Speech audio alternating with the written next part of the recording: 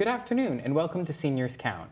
I'm your host, Greg Jocelyn. On our show, we believe that you are the foundation on which Boston was built. So our goal is to connect you to resources, benefits, information to enhance your life.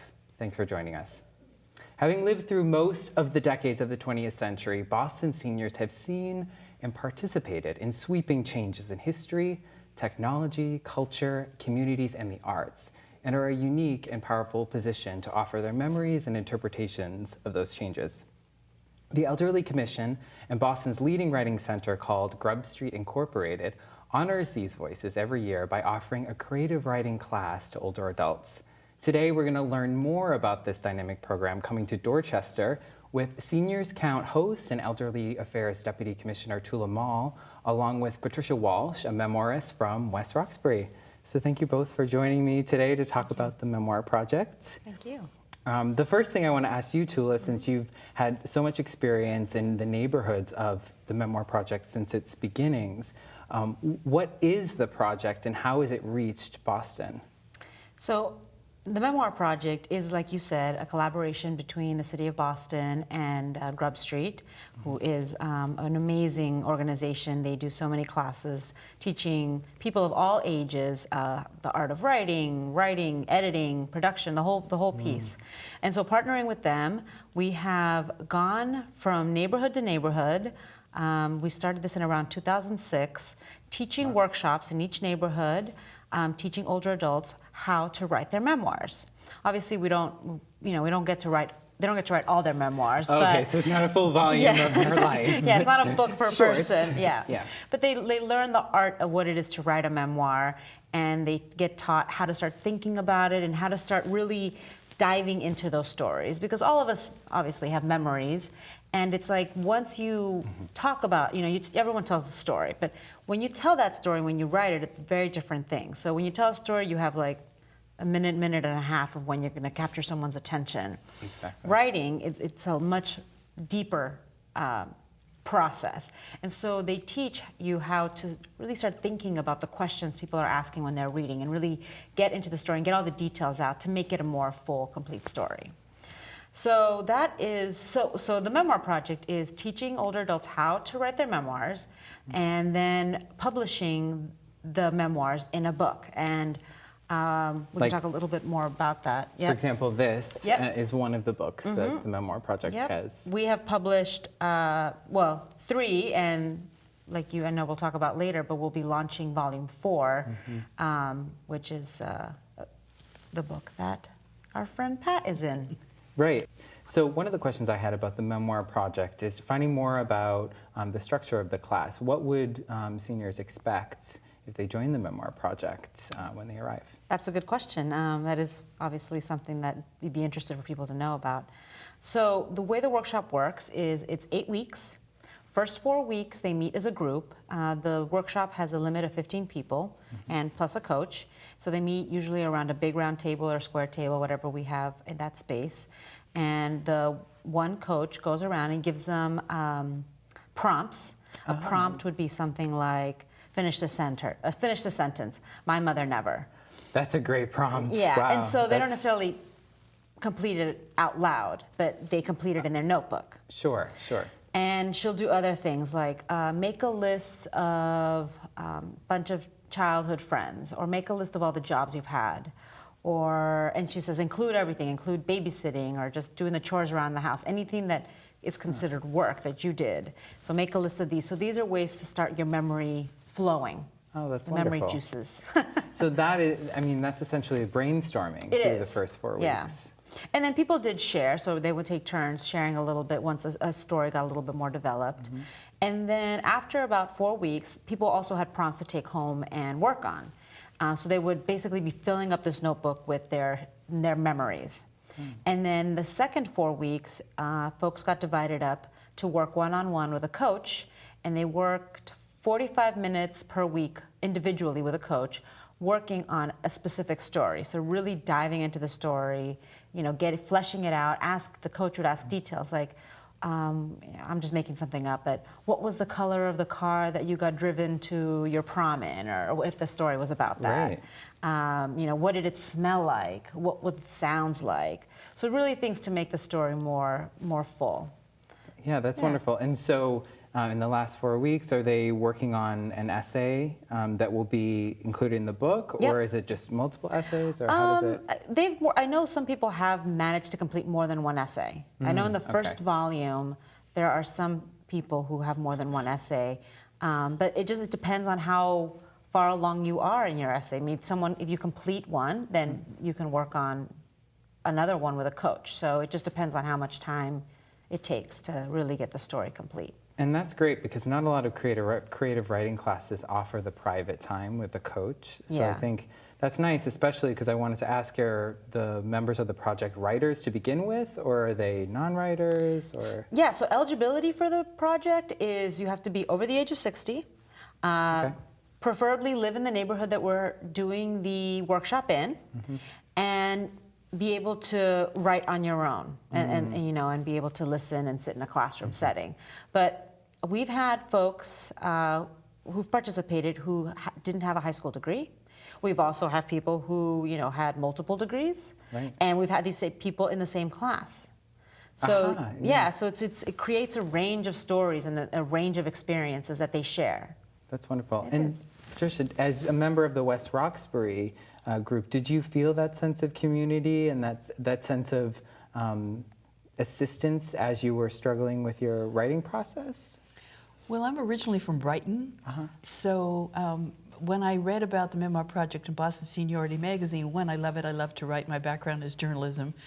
So, but the problem is your whole life. What do you write about? Where do you start? It can be really overwhelming. And so I went, and I didn't know anybody in the room. They were all, most of them were from West Roxbury, but some of them were from Rosendale or Hyde Park or JP originally, but they were all West Roxbury people. So for me, it was a lot of fun hearing their stories. And one of the things that I noticed when we went into class is I had no idea exactly how it was going to be operating. And as it started, my mother never. And one woman in the class who was hilarious, and she's in the book, my mother never ironed, was the way she finished it. And of course, so you build this camaraderie because my mother always ironed, so my mother was different from her mother. But we had mothers that did what, and we all grew up in a period of time when, in most cases, mothers were around. The other thing that I noticed is that a lot of people like to tell their stories orally. And it was the coach's job to say, and they said it all the time, write it down, write it down, write it down. Did I ever tell you about the time that write it down? And that makes so much sense to me of because, course, you're not there to tell stories orally. You're there to write a memoir, to jog your memory about a lot of things, as Tula mentioned, in your life. And then some people didn't like to share. I mean, they didn't like to read them out loud. It was a mixture, all different kinds of people in the class. Some people dropped out. Unfortunately, some people think that you have to be, even though they were never told that in the project, that you have to be a professional writer. Some people write better than others. Some people tell stories better than others. They were just starting off, and they didn't realize that you could get a lot of help to just fix your story. Not fix is not the right word, but to shape your story in a way that reflects what you really want to tell and just reflect well on you. So they would drop out. But some of the people, one person in our class that did, was hilarious, told hilarious stories, and unfortunately, for whatever reason, didn't stay with the class. So it's an interesting process because I had a feeling that most of these people had not ever written about themselves before. They might have written letters about, but they'd never written a memoir format before. And they got a lot of help from the coaches. So I'm thrilled. I was thrilled to do it, and I would do it again. But there is a sense in the classroom, and correct me if I'm wrong, if you had a different experience, but there's the sharing, and there, for some of the groups, there's a lot of nostalgia that happened. Like, oh, do you remember, that corner store on the blah blah blah? Right. Oh yeah, did you ever go there and listen to this musician? There's a lot of that, which is really interesting, and hopefully they wrote it down for to share with their families who don't remember those things or weren't around when that stuff was happening. But well, and that's interesting for me because I didn't grow up in any of those neighborhoods, but I learned as just an observer listening to these people. I learned a lot too. One person talked about all the things that had changed in the neighborhood. That's quite special. They had changed in his neighborhood. They also changed in my neighborhood. So even though we were different neighborhoods, we had all experienced a lot of changes in our neighborhoods. Some were very sad. Some of them were poignant. What I try to tell people when they feel intimidated about this is, I think everybody is a walking history book. I agree with you, yeah. And they all have lived through history, and they all have lived through history differently. If in my building where I talked about, some people remember the blizzard of '38.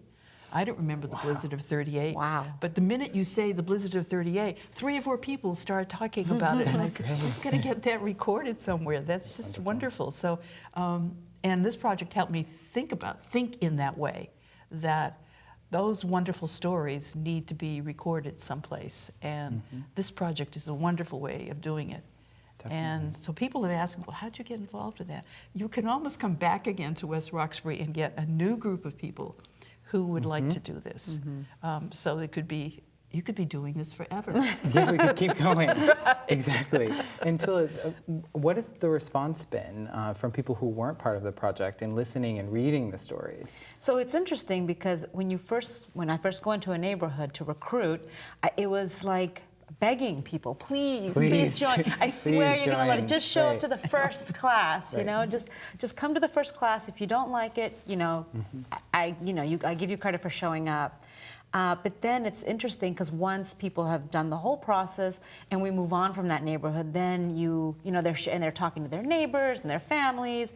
All of a sudden, people are like, "Oh, how do I get involved? How did I miss it? Why did I say no?" Right? Why did I say no? Yeah. And I mean, right now the goal of the Memoir project is to just go to every neighborhood once.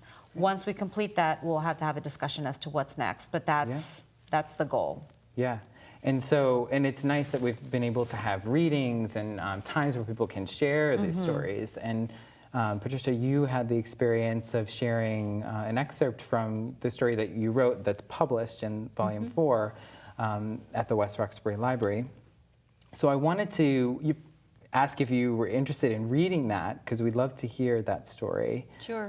But I wanted to just get a little more information about how did that story come about, or how did you choose writing about the Peace Corps? Well, I've had I've written about this particular period in time of my life as a Peace Corps volunteer in Iran because of a number of reasons. One, because Iran is in the news all the time, but it's in the news negatively. It's not in the news it's mostly from the political side, from the government's points of view, our governments and their governments and other people's governments, but it's not from the people's point of view. And as someone who lived there for 2 years, what I remember is the Shah was in charge of the government at the time, but I don't remember the Shah. I never met the Shah. I met thousands and thousands of Iranian people of all different kinds, and they're the people whose faces come in front of me when I hear discussions about Iran. So I wanted to do that. I also was there when President Kennedy was killed, and that was a period where you didn't know how Iranians were going to respond, but they were appalled, upset, very, very upset. So that's something else I don't think Americans know, that there was a connection there when President Kennedy was killed between Kennedy and the Iranian people. And I was privileged enough to experience that, to be there and see how they responded. And so I wanted to put that down on paper, and I wanted other people to be able to read it. And that's what motivated me to choose this particular part of my life for this essay. That's wonderful. And would you mind sharing with us this essay? Okay.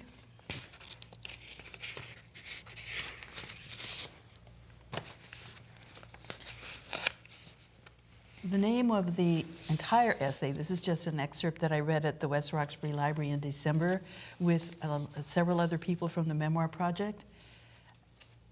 It's called From Boston to Iran, a Peace Corps Education.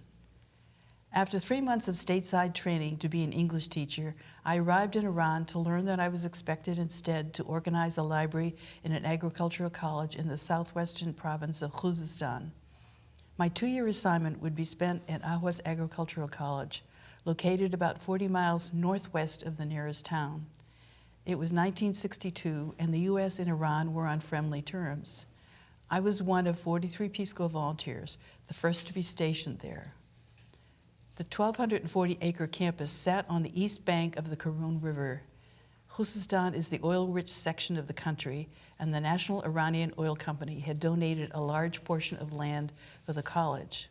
Former guest houses and other buildings on the old part of the campus served as faculty and student housing and as dining and storage rooms. The rows of one-story concrete block structures sat on flat, dusty moonscape that was interrupted occasionally by irrigation ditches called jubes. An oil pipeline ran along the road outside the campus. Construction of new buildings, including classrooms, offices, and a library, was going on across campus. The students studied agriculture and related fields for work in southwestern Iran's semi-arid conditions, a short rainy season, salty soil, and extreme weather. Summer temperatures in Khuzestan can soar to 140 degrees with little humidity, parching the soil. The best part of my job was the students. I remember their interest in learning English and their formality, especially Mr. Bolan. That wasn't his real name, but I called him that because he was so tall. The word for tall in Persian is boland. He would open the library door, bow his head slightly, place his hand over his heart, and in his best archaic English say, "I am your thrall." A total charmer. Another student had a passion for soybeans and would stand in front of my desk extolling at length the virtues and uses of a legume I had never seen. Without the aid of a computer or the internet, I cataloged a collection of 1,700 books on topics such as animal science, plant diseases, agricultural mechanics, and entomology in a variety of languages, including Persian, French, and German. They were all undecipherable to this Boston-born novice whose knowledge of agriculture was limited to my father's backyard garden. But my vocabulary expanded rapidly until I was familiar with salt-tolerant crops, avian leucosis complex, soybeans, and soil erosion. When President Kennedy was assassinated, it was nighttime in Iran, so it wasn't until 8 o'clock the next morning that we heard the terrible news. We were stunned and disbelieving until we turned on the radio to Voice of America and we heard the words that broke our hearts. President Kennedy is dead. A memorial service was arranged in the student dining room in our honor. Taped to a dining room window were 2 small handwritten posters, one in English and the other in Persian, each with a photo of John Kennedy. Dr. Rossi, our dean, told the grieving Americans, "Remember that he belonged not only to you, he belonged to us as well." It was a simple and touching tribute to the man who had inspired me and so many others to join the Peace Corps. That November was the lowest point in my 2 years in Iran. In February 1964, our students went on strike. The college would be graduating its first 4-year class, but the Ministry of Education had not decided what degree the students would receive. The students refused to attend class until their demand that they receive the same degree as graduates of other agricultural colleges in Iran was met. The campus was very tense. An emergency staff meeting held in the library was very strained. Agents of Savak, the Shah's notorious secret police, were suspected of being among the students. Were they instigating the strike? Were they a threat to the strike leaders? Were the students in danger? No one mentioned any of that during that meeting. The Shah had his eyes and ears everywhere. Eventually, things got back to normal. Shortly after my return to the States, my father and I met a neighbor in the local supermarket.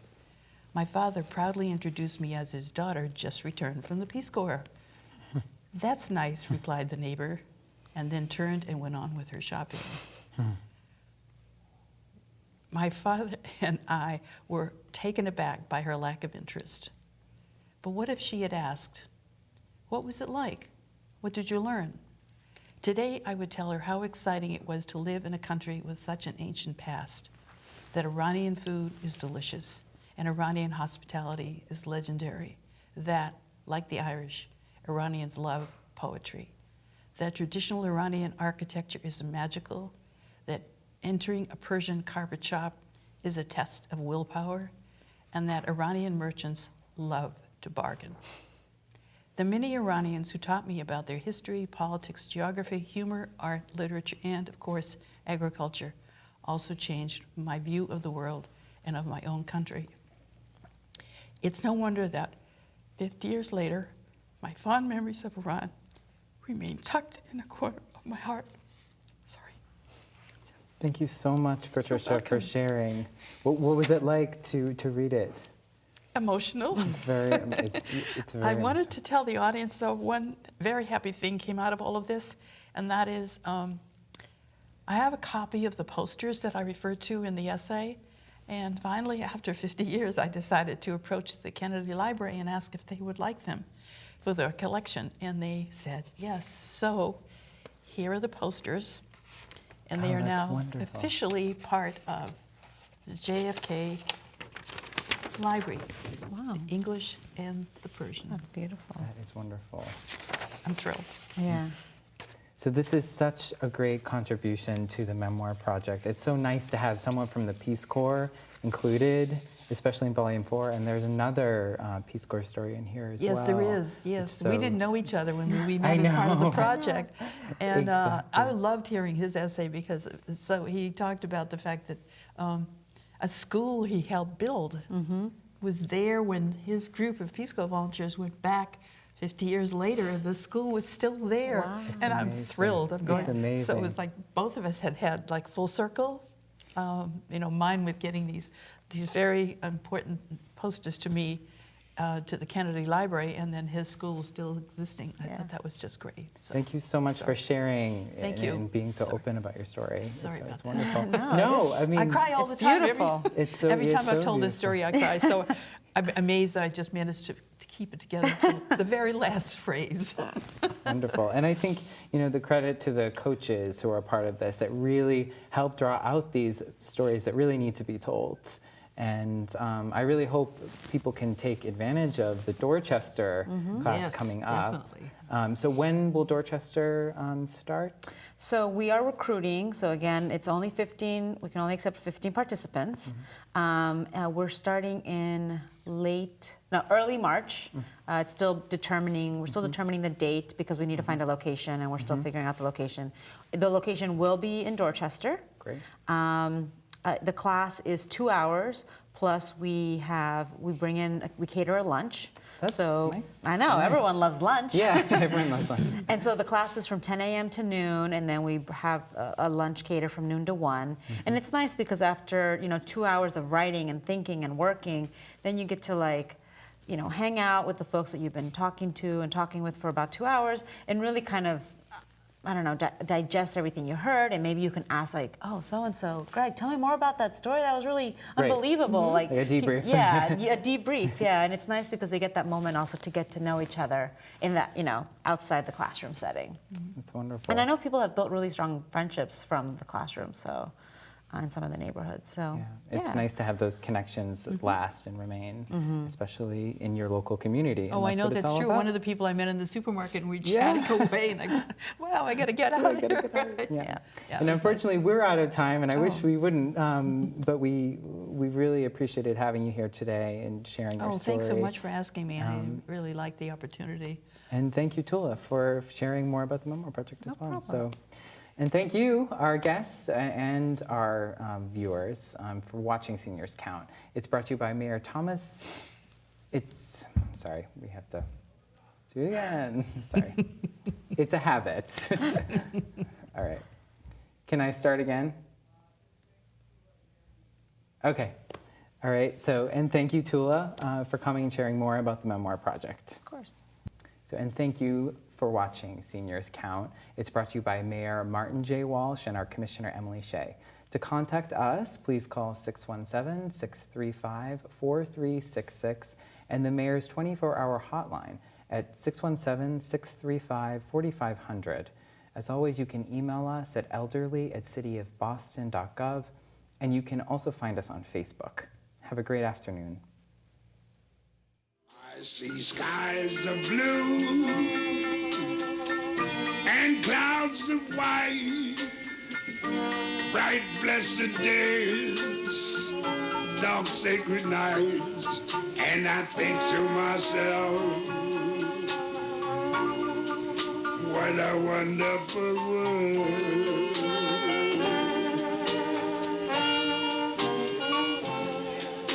I think to myself,